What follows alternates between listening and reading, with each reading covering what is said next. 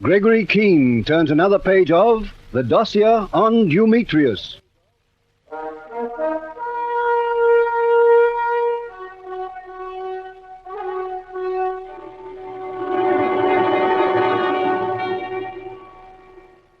Colonel Ventress and I finally settled on our plan that day to force Tony Marzotti, the fellow at the Red Feathers Club, either to give Dumetrius away or run the risk of being knifed by Yachty Blum. But at the same time, there was a certain Max Rubenstein waiting downstairs to see me. I kept him waiting. I thought Marzotti was more important.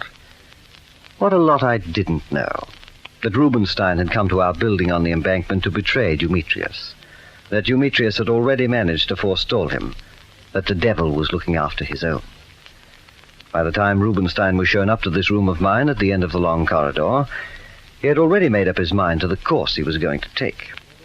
It was after 7 when Cutts knocked on the door, and I saw Max Rubenstein for the first time. Major Keene. Sorry to have kept you, Mr. Rubenstein. Sit down. Thank you. I consider it a disgrace that a man in my position should be kept waiting. Just what is your position? I am a dealer in antiques, works of fine art, and precious stones. And you will find the Rubenstein galleries in Old Bond Street. But I imagine such things would be outside the scope of your activities. Do you? Forgive me if I'm wrong. You are, but don't let's involve ourselves in any discussion of it. Why did you want to see me, Mr. Rubenstein? Because I consider myself to be in danger. Oh. From whom? That I do not know yet, but I shall. You see, Major, I'm being blackmailed. I suggest you go to the police. Have you forgotten that I intend to ask for political asylum? Well, you'll have to consult our Home Office about that. And I wish you would make a specific statement or not waste my time. Let me tell you, I'm rich. I came from France 4 years ago. I have enemies. No one was Tour de France in the terrible years of the occupation. No one in all France herself. But nevertheless, the man who is blackmailing me can produce forged documents to show that I was, shall we say, too sympathetic to the accursed Boche. I, Max Rubenstein, than whom none has a greater love. You are being blackmailed, but you can give us no information about your blackmailer unless we guarantee you will not be extradited to France. Is that your case? Let me impress upon you, Major. There is no truth in the accusations this man could bring against me. Oh, of course not. But I could be ruined defending myself. Who is blackmailing you? I must be guaranteed asylum in this country. I can guarantee you nothing. Then you condemn me to pay my blackmailer? Well, that's a matter for your own conscience and the police. You can do nothing for me? Nothing. I have always understood things were handled differently in this country. I'm sorry to have to disillusion you. Good day, Major Keene. Oh, let me open the door for you. Good day, Mr. Rubenstein.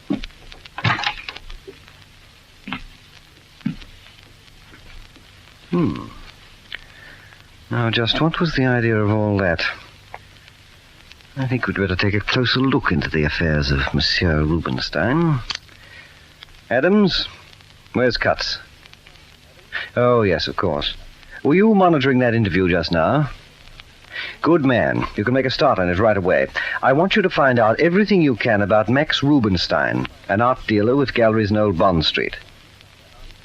Yes, that's right, the Rubenstein Galleries. Adams, you surprise me. Who'd have thought you were devoted to the arts?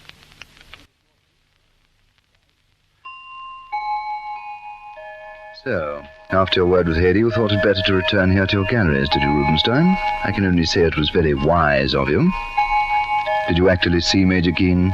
I saw him, but I told him nothing. I merely prepared the way. I must be able to return with rather more details for MI5, if I do not care for your proposals. You tell me that if you hand over your Gestapo loot to me, you will pay with your life. My Confederates? I hold the treasure in trust for them. But it will also cost me my life if you betray me as a collaborator to my countrymen. You see my dilemma. Whichever way I turn, there is no escape for me. But, my dear fellow, there is. And it does not involve going to Gregory Keene to ask for political asylum. I was desperate. It was my only chance, it seemed. Let me know exactly the position you're in with these Confederates of yours, will you? There are 4 of them. Here in London? 1 is in London, 2 are in Paris. The 4th is in Madrid. Ah, so there are 5 of you. Well, listen to me, Rubenstein. Between us, we can share this wealth, 500,000 each. Something of this sort has occurred to me often.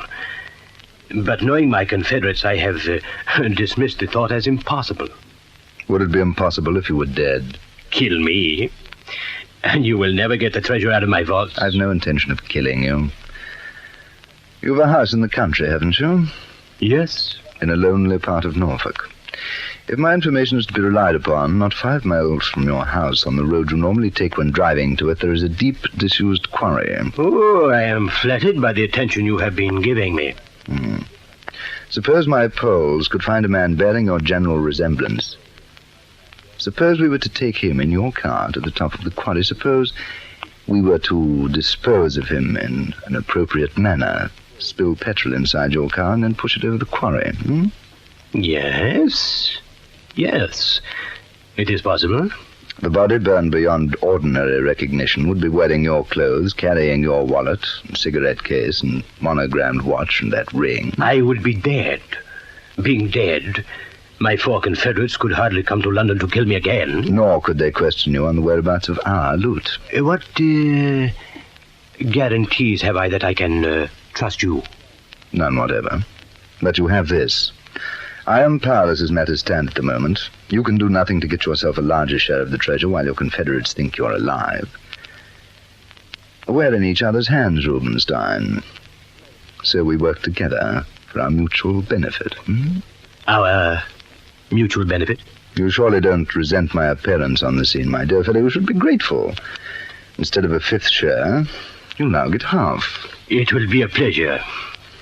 Show me the money and the gems. You've nothing to lose. I'd like to see just what we are sharing. Why not? As you say, we must cooperate for each other's benefit. Come with me, Dumetrius.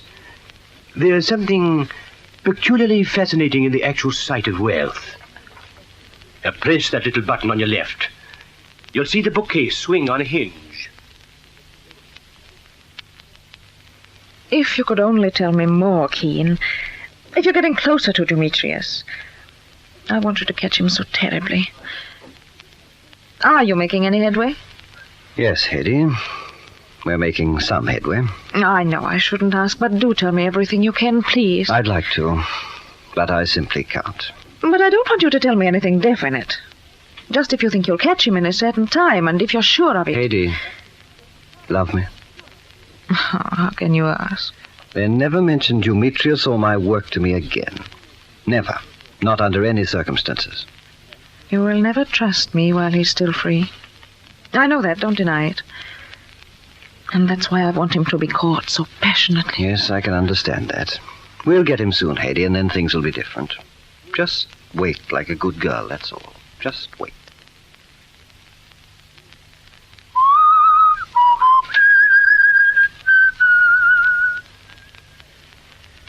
Then I left the Rubenstein galleries and came back here to the sanatorium. So you see, Yachty, we have to find someone to put in Rubenstein's place. Yeah, like Karl Scammell in Berlin. Well, there is a difference. But you must set your Poles to work. You have to find me someone who could pass for Rubenstein. Here's a picture of him. I want a man about 45 years old, with straight, thinning, black hair, medium build, his own teeth, dark complexion, no disfigurements or scars. And, we must be able to trust him. What are you saying? You want someone we know? Yes. But if you are going to kill him, what we want someone we can trust for? Do as you're told and leave the rest to me. Do you understand? But why we kill one of our own boys? It doesn't make sense, Dumetrius. We kill him so Rubenstein shares the stuff he's getting in France. Who said anything about sharing the loot with Rubenstein? All you have to do is to find me a suitable man and bring him here to the sanatorium. Yeah, I'm getting a man. I'm not finished with you yet. I don't want a word of this mentioned to either Bookman or Mazzotti. Just between you and me. For the moment. We're getting near the end, Yachty. 2 or 3 more days, and you and I will be on the boat for Lisbon and then Cuba. You And me, Dumetrius. Yachty, why share £1 million 4 ways? Yeah. Why should we, who do all the work? Rubinstein is being attended to according to some particular ideas of my own. Once we have the man to pass for him, we'll put those ideas into action. Then the loot will fall into our hands of its own accord. And I'll have a couple of final jobs for you to do. Zotti and Bookman would be wretched shipmates, don't you think? Yeah. I'm glad we see eye to eye, Yachty. What about Hedy? Hedy is no one's concern but mine. Now get to work.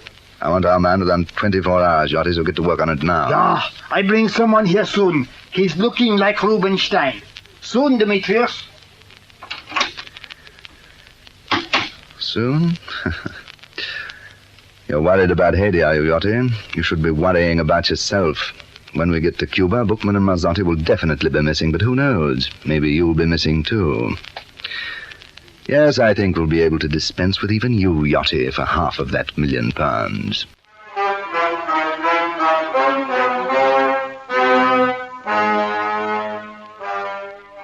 If Dumetrius had known about our plans for Tony Mazzotti, he might have been got rid of that night. But he wasn't. And he turned out to be the one weak link in the organization Dumetrius had built up. Slowly, we were gaining ground. But gaining ground we were.